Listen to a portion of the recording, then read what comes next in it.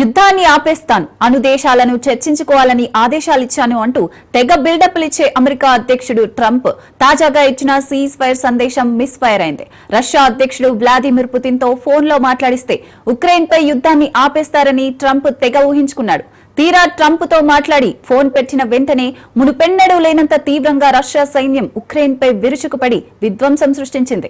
దీంతో తన మాటను లెక్క చేయని పుతిన్ పై ట్రంప్ కు కోపం వచ్చింది. వెంటనే పుతిన్ పిచ్చోడంటూ ట్రంప్ తన నోటికొచ్చిన కూతలు కూస్తూ సహనం కోల్పోయాడు. దీన్ని బట్టి పెద్దన్న పాత్ర పోషించాల్సిన ట్రంప్ తన అహంకార అనాలోచిత ధోరణితో ఎంత దిగజారిపోతున్నాడో అర్థమవుతోంది.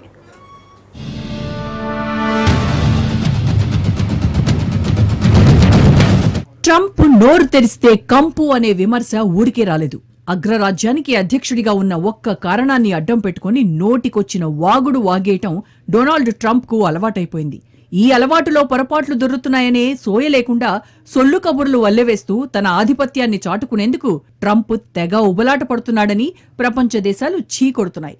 అయినా నవ్విపోదురుగాక నాకేటి సిగ్గు అన్నట్లు తన పెత్తనాన్ని పెద్దరికాన్ని ప్రదర్శించడానికి చీప్ ట్రిక్స్ చేయడం ట్రంప్ కు అలవాటైపోయింది. తాజాగా యుక్రెయిన్ పై రష్యా క్షిపణుల వర్షం కురిపించి బీభత్సం సృష్టించడంపై ట్రంప్ సోషల్ మీడియా వేదికగా స్పందించాడు. రష్యా అధ్యక్షుడు పుతిన్ కు పిచ్చి పట్టిందంటూ ట్రంప్ చేసిన అనుచిత వ్యాఖ్యలు ఇప్పుడు మీడియాలో హాట్ టాపిక్ గా మారాయి.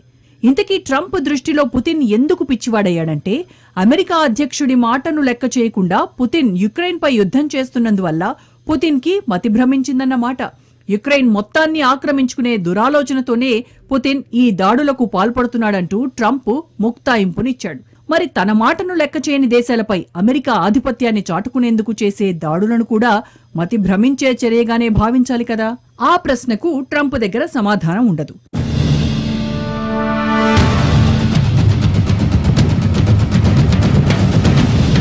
భారత్, పాకిస్తాన్ వంటి అణ్వస్త్ర దేశాల మధ్య యుద్ధాన్ని ఆపేశానని అసంబద్ధ, అసందర్భ కామెంట్లు చేసినంత ఈజీగా రష్యా యుక్రెయిన్ యుద్ధాన్ని ఆపేశానని ట్రంప్ ప్రచారం చేసుకోవాలని స్కెచ్ వేశాడు. కానీ ట్రంప్ దేశముదురైతే పుతిన్ ప్రపంచముదురు. అందుకే ఫోన్లో ట్రంప్ యుద్ధాన్ని ఆపాలని చెప్పిన ఊకదంపుడు ఉపన్యాసాన్ని విని యుక్రెయిన్ పై దాడి విషయంలో తాను చేయదలుచుకున్న పనిని పుతిన్ చేసి చూపించాడు. యుక్రెయిన్ అధ్యక్షుడు జెలెన్స్కీని బెదిరించినట్లు పుతిన్ దగ్గర ఓవర్ యాక్షన్ చేయాలనుకున్న ట్రంప్ ప్లాన్ బెడిసికొట్టింది. జెలెన్స్కీ అనే జింక ముందు ఊదాల్సిన ఫ్లూట్ ను పుతిన్ వంటి సింహం ముందు ఊదటంతో వైల్డ్ గా రియాక్షన్ వచ్చింది.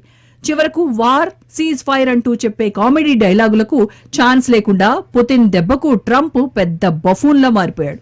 టెర్రరిస్టు స్థావరాలపై చేసిన ఆపరేషన్ కు యుద్ధానికి తేడా తెలియకుండా ట్రంప్ ఎలా అమెరికా అధ్యక్షుడయ్యాడో అర్థం కావడం లేదని ఇంగ్లీష్లో చంటి సినిమా తీస్తే వెంకటేష్ క్యారెక్టర్ కు ట్రంప్ సరిగ్గా సూట్ అవుతాడంటూ ఈ మధ్య నెటిజన్లు సెటైర్లు వేశారు.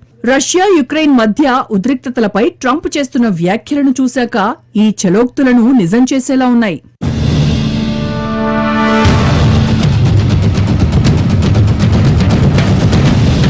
ట్రంప్ చెప్పే మాటలకు చేసే చేష్టలకు అసలు పొంతన ఉండదు. ఉగ్రవాదంపై పోరంటాడు, మరోవైపు రహస్యంగా పాకిస్తాన్ కు ఆర్థిక సహాయం అందిస్తూ తెర వెనక బాగోతం నడుపుతుంటాడు. ఇలాంటి డబుల్ గేమ్ల ఆటంలో ట్రంప్ దిట్ట. సంస్కారం కోసం నమస్కారం పెట్టేందుకు వంగితే ఎక్కి తొక్కేసే కుసంస్కారి ట్రంప్ అనే విషయం ఈ మధ్య ఆయన వికృత పోకడలను చూశాక అర్థమవుతోంది.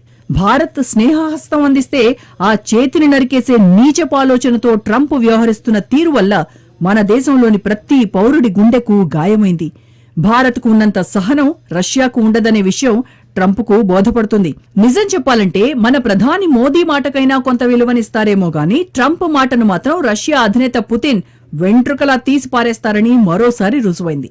చెప్పేవి శ్రీరంగ నీతులు, చేసేవి వెధవ చేష్టలు అన్న చందంగా రష్యా అధ్యక్షుడికి నీతులు చెప్పే అర్హత అసలు ట్రంప్కుందా? అసలు అమెరికా ప్రోద్బలంతోనే యుక్రెయిన్ రెచ్చిపోతోందనే కారణం వల్లే కదా పుతిన్ యుద్ధానికి సిద్ధమయ్యారు. ఇప్పుడు ఈ విషయాన్ని కప్పిపుచ్చేందుకు ట్రంప్ కొత్త నాటకం మొదలుపెట్టాడు. అసలు తాను అమెరికా అధ్యక్షుడిగా ఉండుంటే అసలు రష్యా యుక్రెయిన్ యుద్ధాన్ని మొదట్లోనే ఆపేసేవాడినని ట్రంప్ మరో జోక్ పేల్చాడు.